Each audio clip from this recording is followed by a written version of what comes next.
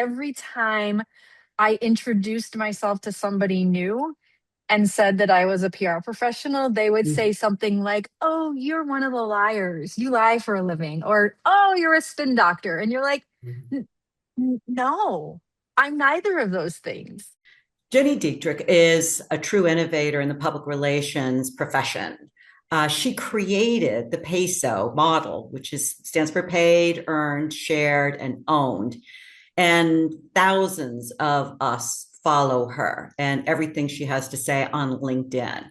So, and it's also a term that every public relations person I know uses in their first client meeting because it's a good way to kind of explain things to a new client. Yeah, yeah. So, thank you so much for joining me today, Jenny. But first, you created the PESO model and built it into this full operating system.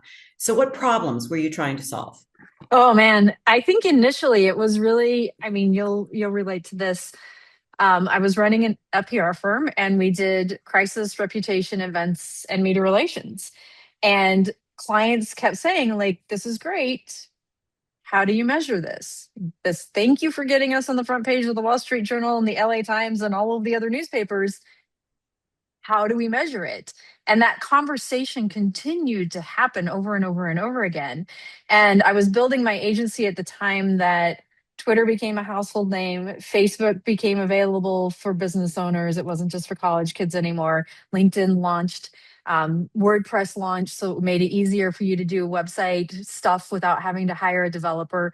And suddenly we had all these other tools at our disposal, and because of that, and because it was all digital, we could start to measure the work that we were doing. And so that really was the genesis of it all, is how do we take the work that we're doing and understanding that some of it, and I say to clients, like, 30 or 40% of it is brand awareness and reputation. We can't measure that, but we can measure some of this other stuff, and here's how we do it. And so that's really, that was what we were trying to solve, is how do we measure the work and demonstrate to a client that the work that we do does affect the growth of their business. Well, this may be a stupid question, but at the end of a report, would you put PESO and give a measurement to each one? So what we used to do, and we've evolved it since this, but we used to have it broken down like that. So would have paid, and then you'd have like your Google ads and your social media ads and your native and boosted content.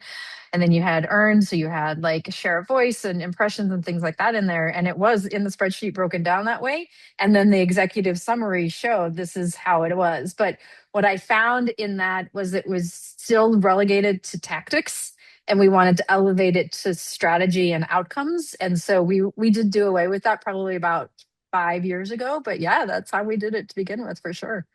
Yeah, it really helped put it in everybody's Yeah. brain. You also started Spin Sucks when public relations had a reputation for spinning story. And every one of your colleagues and competitors, love that term, of course.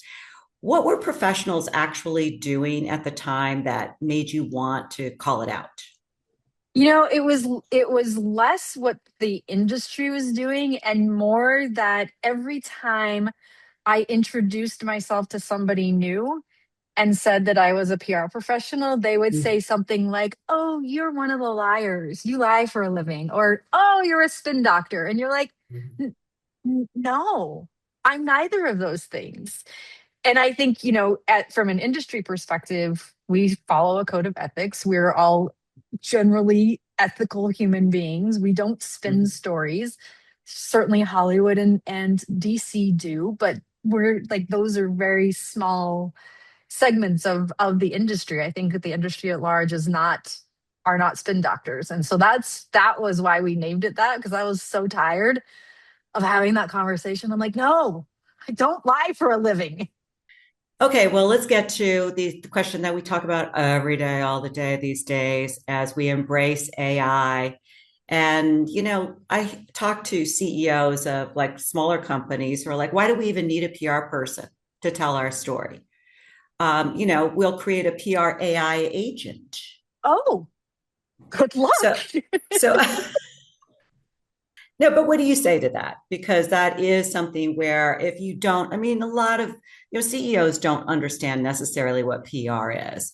they do understand AI and SEO. They understand some of these other terms that seem more complicated. But it's like, wait, why do I need a human? I think it's a couple of things. So I also run a business, and there are things that I do with AI to help enhance what I would hire a professional to do. So, of course, I have a CFO internally. We also have an accounting firm. I have an attorney on retainer, like all of those things. But I still use AI to educate me, help me understand. Or like the my attorney sent an email the other day saying I need this, this, and this, and I was like, I don't know what that means. And so I used AI to help me figure out what she was asking for and how to provide the context that she was looking for. So I think Right. that AI is incredibly helpful for things like that, right? But Mm-hmm. you can't you can't use AI to, I mean, I guess you could. You can. You can absolutely use a PR agent, AI agent to write your news releases and send them out and do all of those things. It's not going to get you the results you want. It will not garner you the results you want. So if you're thinking about I need PR to help But you can hear the drive. CEO. I can hear the CEO saying, why not? What if you just did that in large numbers? And aside from the fact that you're annoying a lot of reporters, um, Right. you know, That no one on earth is going to get respond to you because they're annoyed. Yes. that's true. On That's true. on. Yeah. Well, maybe that's the answer is it's a human component. AI, unless they're talking to AI reporters. Right. And journalists know. They know exactly what Yeah. AI is coming. They know. They're like, this is crap. They know, Yeah. and they don't respond. I get pitched all the time because of my podcast and my blog. I know if it's AI or if it's human, and I just ignore the AI ones. Well, let's get on to GEO now, because that's what people want to talk about in a lot of meetings that I'm Sure. going to. Yep. So, optimizing for GEO, right? Yes. Do PR people make this happen, or does it fall outside of public relations? We keep hearing over and over and over again through all of the research that's being done that owned and earned media are what's driving it. We're seeing a little bit of shared as well with Reddit and Wikipedia, some LinkedIn newsletter, like the LLMs are crawling that. They're not crawling social media posts, but they are crawling sort of the longer form content kinds of things. So we keep saying that if you have a really nice foundation of content on your website and it's corroborated or validated through third party credible sources, media, influencers, creators, podcast hosts, newsletter authors, then if those two things match, then it's going to show you in AI answers. So, for example, social media is critical for GEO. For some reason, the LLMs love Wikipedia, which I guess that makes sense because it's, a third party credible resource that you can't control. You can't, right? You can't jigger. And Reddit and LinkedIn newsletters. So not your LinkedIn post, but if you're actually doing a newsletter through LinkedIn, the LLMs love those two things. Reddit scares the crap out of me. So I'm always like, okay, when I open it, but um, they love it. So if you one of the things that we find clients do is they are starting to shift some of their distribution through those places, but everything lives on the website as their foundation. And then they're using that to distribute through third party credibility and through Reddit and LinkedIn. Interesting. What about, you didn't mention YouTube. Where is YouTube in your thinking? It's not yet. I just had this conversation with I sit on the board of an organization, and we had this conversation during the board meeting last week. And they're like, their marketing person is video, video, video, and I'm like, that's great. That's 5 years ago because the LLMs can't crawl it. So if you have a YouTube strategy, which I think you should have because people are visual learners, you have to have transcripts and other things that the LLMs can learn from. Otherwise, you're just putting it out there into the void because it's great for SEO, but it's not great for GEO. What is it good for in terms of posting video on your LinkedIn? You said that is a value on I your. would not, I don't think it's a value posting. I think it helps the LinkedIn algorithms for you to show up in LinkedIn into the feeds, but it's not helping with GEO because the LLMs can't do audio and they can't do video yet. Okay. Those are really, really good information here. So what do CEOs need to understand about today's PR and like how much more it's going to cost because all of these tools have to be addressed? It's really like this is the way I think about it. You have an accounting firm, you have a law firm, you hire experts to do their jobs because it's significantly cheaper in the long run to have an Mm-hmm. expert who knows what they're doing and can deliver the results that you need to achieve. Now, if you don't have a good business plan, if you don't have a good strategy, if you don't understand what you're trying to achieve as an organization, no PR person is going to be able to help you achieve that. But if you know those things and you know what you're trying to achieve as an organization, a really talented PR and experienced PR professional is going to help you, just like a lawyer, an insurance agent, an accountant, all of the things, right? Like that's Should a CEO be looking internally, hiring internally, or should they be looking for people like us, an agency? small to mid-sized organizations. What I find is that if you have somebody internally who understands how PR works, then hiring internally probably works. But if you are trying to manage that role yourself and you don't have PR expertise or marketing expertise, it's not going to work to hire somebody internally. So you need to have somebody from the outside who understands your business, who understands your industry, who can bring that expertise internally and help you grow faster. So, what do you think are the top critical issues or problems that CEOs are facing right now? In PR, I think we're in a brave new world with AI and things are changing.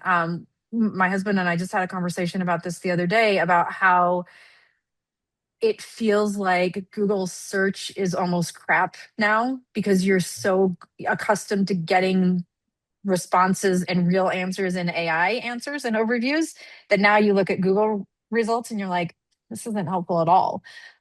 So you have that. You have this whole idea that you have to change the way that you've done work because you have to show up in AI answers and overviews. And then, of course, you have those that think, well, I'll just build a PR agent and I'll do it myself. And there's all of that, right? Like maybe that's true.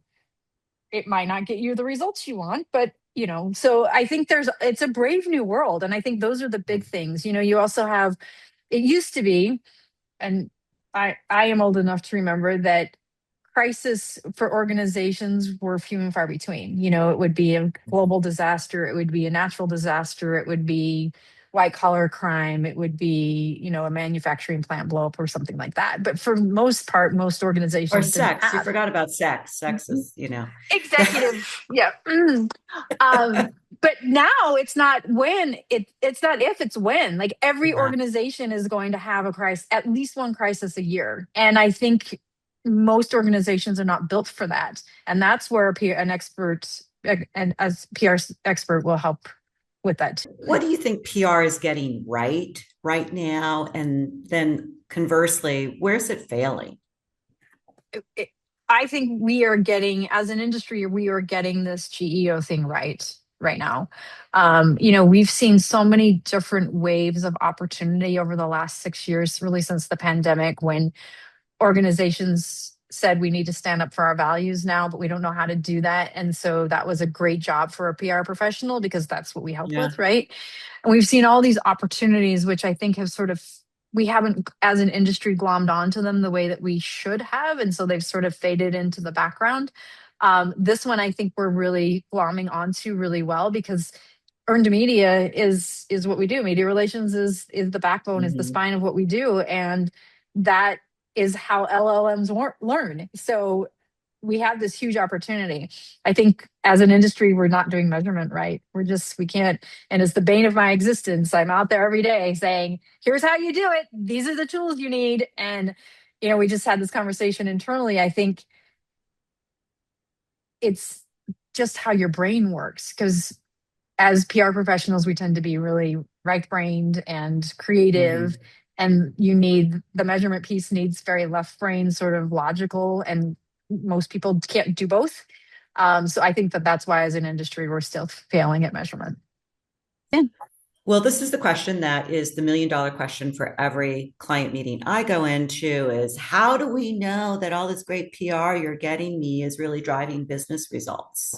So we look at a few things. We look at certainly now if you're showing up in AI answers, and there are three ways that you can show up. You can be mentioned, you can be sourced, and you can be cited, right? So it's a mention. If you're part of two or three other options, it's a source if you're a good part of the answer, but it doesn't include links, and then you're cited if it includes links to your website or to websites where you're quoted, right? Like Forbes or the New York Times or something like that. So we definitely look at that. We look at share of narrative. So it used to be share of voice, which was really a volume play. Now we're looking at share of narrative, which says, are we actually showing up in the places that we need to? And not just from an AI perspective, but are we showing up in the trade publications where we need to? And is that showing up in AI answers? Are we showing up in newsletters and on podcasts where we need to? And are those showing up in AI answers? So we're looking at those kinds of things.